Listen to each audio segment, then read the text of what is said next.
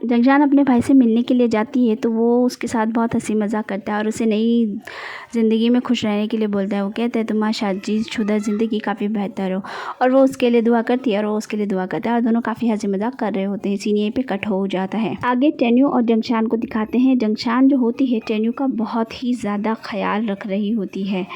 वो उसे कोई भी गलत चीज़ खाने नहीं देती है, हमेशा हेल्दी फूड वगैरह बनाती है उसके लिए।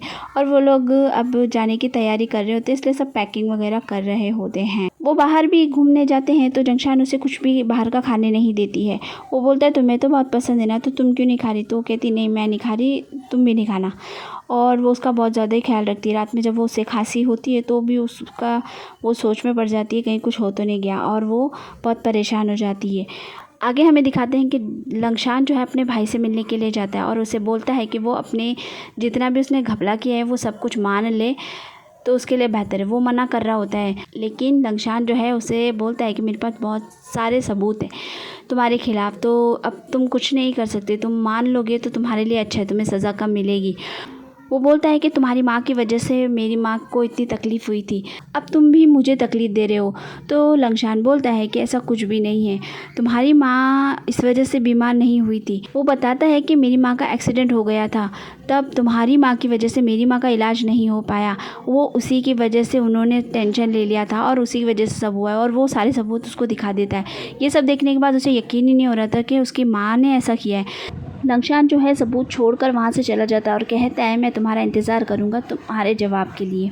नियान जो है चेंग नियान के साथ में होती है और वो उसे बताती है कि मैं फ्रांस जा रही हूँ, लेकिन वो उसे बहुत अच्छे से समझाता है कि उसे यहीं रहना चाहिए। वो इतना अच्छा काम करती है तो क्यों वो कहीं जाए, और अब यहाँ पर एक एग्जीबिशन होने वाला है, उसे अपनी ज्वेलरी का भी उसमें लगाना चाहिए। और वो उसे बहुत अच्छे से समझाता है और वो उसकी बात को समझ जाती है। वो अपनी बहन को फ़ोन करके बताती है कि मैंने फ़ैसला कर लिया है, अब मैं कहीं नहीं जा रही, मैं यहीं रहकर हिम्मत से काम लूँगी।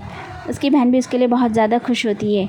सीन यहीं पे कट हो जाता है। आगे हमें दिखाते हैं कि लंगशान के पास में डॉक्टर लू आ जाते हैं और वो बोलते हैं कि ठीक है मैं समझ गया और मैं अब तुम्हारी बात को मान गया हूँ, मगर मुझे कुछ वक्त दो, मैं अपनी दादी से मिलना चाहता हूँ, मैं उनसे मिलकर वापस आ जाऊँगा। वो अपनी दादी के पास जाता है और उन्हें झूठ बोल देता है कि मेरा लाइसेंस कैंसिल हो गया है। तो उसकी दादी बोलती है ऐसा क्यों, ये क्या बात हुई, तुम आगे प्रैक्टिस नहीं करोगे? तो वो बोलता है नहीं, मैंने एक संस्था को ज्वाइन कर लिया है जहाँ पर मुझे बहुत दूर जाना पड़ेगा और वहाँ पर लोगों की मदद करनी पड़ेगी, तो आप चिंता मत करना क्योंकि मैं आपको अब कांटेक्ट भी नहीं कर पाऊँगा। वो अपनी दादी के साथ बहुत अच्छा वक्त गुजारता है और उन्हें गले लगाकर अलविदा कह देता है। सीन यहीं पे कट हो जाता है। जंगशान और टेन्यू से मिलने के लिए अंकल चैंस वहाँ पर आते हैं और वो देखते हैं कि जंगशान बहुत ज़्यादा ही ख्याल रख रही होती है टेन्यू का। टेन्यू कहता है कि मुझे तो लगा ही नहीं था कि ऐसा भी हो सकता है, वरना मैं कब से इससे शादी कर लेता और ये मेरा ध्यान इतना अच्छे से रखती।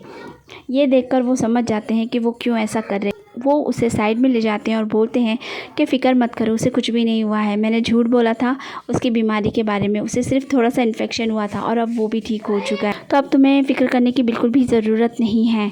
ये सुनकर वो बहुत ही ज़्यादा खुश हो जाती है। आगे हमें डॉक्टर लू को दिखाते हैं जो कि अपने आप को पुलिस को सौंप देते हैं। पुलिस उन्हें लेके चली जाती है। अब हमें दिखाते हैं कि लंगशान ने सारे सबूत पुलिस को दे दिए थे और इसीलिए वो उन्हें पकड़ के ले गई। अब हमें जिन लियान और जिंजर दिखाते हैं। जिंजर बहुत खुश होता है और वो शादी के कार्ड लेकर आया होता है सेलेक्ट करने के लिए। वो जिनयान से बोलता है कि तुम देखो। वो कहती है इतनी जल्दी करने की क्या ज़रूरत है, और वो ये बोलकर वहाँ से चली जाती है। जिंजर को कुछ भी समझ में नहीं आ रहा होता है। आगे हमें चरण को दिखाते हैं जो कि बहुत ही उदास होता है और रो रहा होता है। वो अब कुछ भी नहीं कर पा रहा होता है, इसलिए वो बहुत ही ज़्यादा उदास होता है। आगे हमें दिखाते हैं जंगशान और टेन्यू जो होते हैं वो ये शहर छोड़कर जाने वाले होते हैं, इसलिए वो लोग उसी की तैयारी कर रहे होते हैं। आगे वो दोनों पहुंच जाते हैं उसी शहर में जहां उन्हें जाना होता है। वो एक पहाड़ों का इलाका होता है। वो दोनों अपना सामान रख रहे होते हैं, तभी वहां पर एक दादाजी आ जाते हैं जो उन दोनों को मछलियां देते हैं। बोलते हैं कि हम तुम्हारे पड़ोसी हैं। उनके साथ में उनकी पोती होती है, वो उसकी भी पहचान इन दोनों से करवाते हैं। वो दोनों बच्ची को देखकर बहुत खुश होते हैं और बोलते हैं कि आपका बहुत शुक्रिया जो आपने हमें ये मछली दी। जंगशान बोलती है कि अब हमें क्या करना है, तो वो बोलता है चलो पकाएंगे। वो दोनों अंदर आ जाते हैं और घर को सजाना शुरू करते हैं। वो अपना सामान वहाँ पर पूरी तरह से जचा रहे होते हैं। दोनों मिलजुल कर काम कर रहे होते हैं। तभी टेन्यू जंगशान के पास आता है और बोलता है कि ये काम तो होता रहेगा, लेकिन अभी हमें कुछ और भी है जो करना है। तुम्हें पता है ना कितनी अच्छी जगह है, सूनी जगह है, तो हम यहाँ क्या क्या कर सकते हैं। और इसी तरह इन दोनों के हंसी मजाक चल रहे होते हैं और दोनों का वक्त अच्छा गुजर रहा होता है। काफ़ी मस्ती मजाक करते हैं दोनों। यहाँ पर वो लोग साथ में काफ़ी खुश नज़र आ रहे होते हैं, घूमना फिरना और एक दूसरे का साथ देना। इसी तरह इनकी लाइफ आगे बढ़ती है। सीन यहीं पे कट हो जाता है। आगे हमें जिन यान को दिखाया जाता है जो जिंजर के साथ होती है। जिंजर उसका कुछ ज़्यादा ख्याल रख रहा होता है, तभी उसकी माँ का फ़ोन आ जाता। वो शादी करने के लिए उस पर ज़ोर डाल रही होती है। जिन यान बोलती है कि नहीं, मैं अभी बिल्कुल इसके लिए तैयार नहीं हूँ। ये बात जिंजर भी सुन लेता है, उसे भी समझ नहीं आ रहा तो वो उसको क्या बोले। वो उसे कुछ नहीं बोलता है और यहाँ से चला जाता है।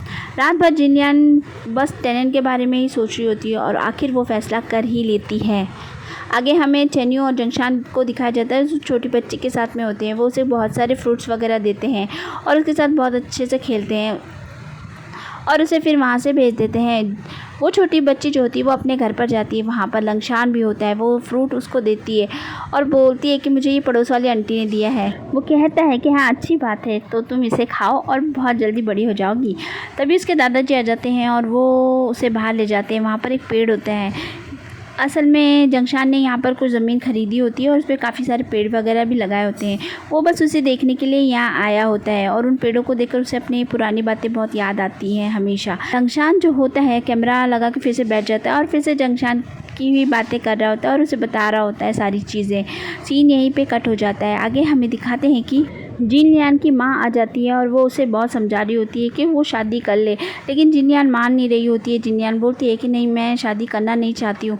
उसकी माँ कहती है उससे अच्छा लड़का तुम्हें नहीं मिलेगा और आखिर जिन यान ने फैसला कर लिया होता है, इसलिए वो जिंजर से मिलने के लिए जाती है और वो उसे अंगूठी दे देती है और रो रही होती है और बोलती है कि मैं ये नहीं कर सकती, मैं तुमसे शादी नहीं कर सकती।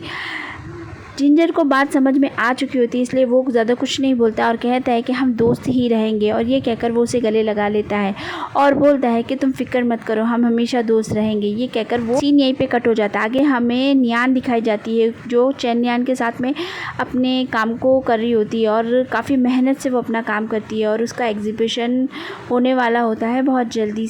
जिन नियान उसकी काफ़ी हेल्प कर रहा होता है। वो डॉक्टर की सारी बातें मानती है और उसको अपने पैरों पे भी खड़ा होना होता है, इसलिए वो पूरी मेहनत करती है और उसका एग्जीबिशन होता है और बहुत ही ज़्यादा कामयाब हो जाता है।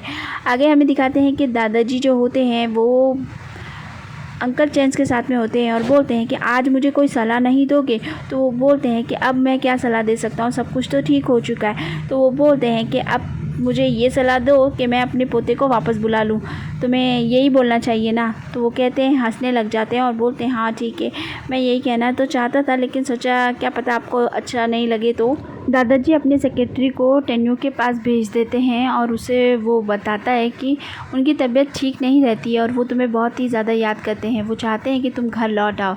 ये सारी बातें जंगशान ने भी सुन ली होती है। वो टेन्यू का उतरा हुआ चेहरा देखती है। वो उसके करीब होती है और सोचती है कि दादाजी चाहे कुछ भी कहे, मैं टेन्यू के साथ ज़रूर जाऊंगी और उसका साथ कभी भी नहीं छोड़ूंगी। तो फ्रेंड्स, वीडियो होता है यहीं पे ख़त्म। अगर आपको पसंद आया है तो मेरे चैनल को सब्सक्राइब कीजिए, लाइक कीजिए। मिलती हूँ नेक्स्ट वीडियो में, तब तक अपना ख्याल रखिए। Thank you for watching, bye bye.